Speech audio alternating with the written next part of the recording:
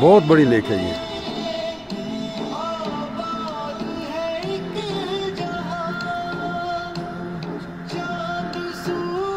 اس طرف لوگ میرے میں فشنگ کر رہے ہیں، کچھ لوگ وہاں پہ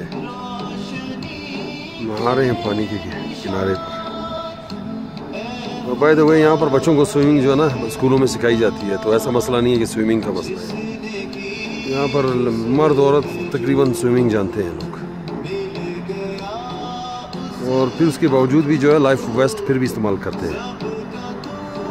وہ سامنے دیکھیں لوگوں نے ٹینٹ لگائے ہوئے ہیں کتنی خوبصورت جگہ پر. اور میرا خیال ہے کہ اگر ہم یہاں پر باربیکیو کریں، بہت ہی شاندار جگہ ہے. واہ.